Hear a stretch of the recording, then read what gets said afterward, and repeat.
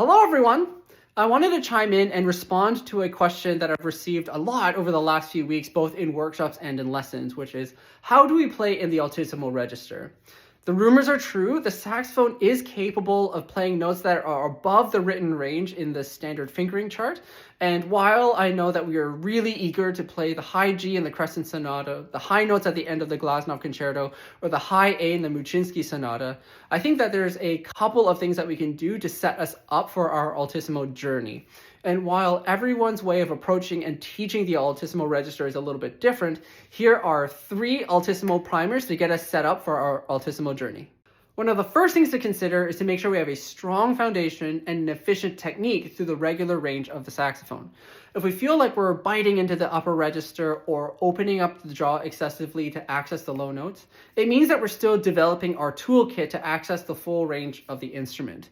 If we haven't developed the musculature in the embouchure or an awareness of tongue position or qualities of an airstream, we're missing some of the fundamental skills that are the building blocks of our overtone and voicing exercises, which will eventually help us bridge the gap between our regular and our Altissimo ranges.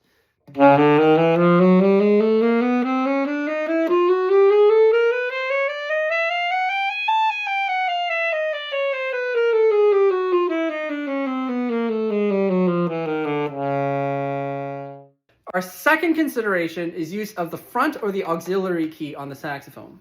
While use of our front key mechanisms or fingerings is not a requirement to play in the Altissimo register, I find that having access to these upper register options gives us a practical application of our overtone and voicing exercise, because our front key fingerings are essentially built off of the overtones of our G, A, and B flat fingerings.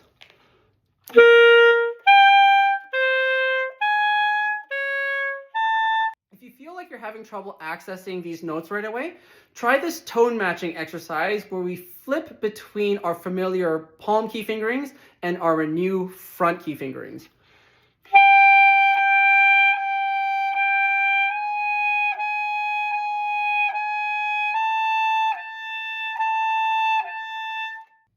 And finally, an exercise I wish I practiced more as a student is overtone scales. The idea here is that we're revisiting scales in the regular range of the instrument, but using overtone fingerings instead to practice the application of ear to hand coordination and feeling what it's like to step up through the overtone series.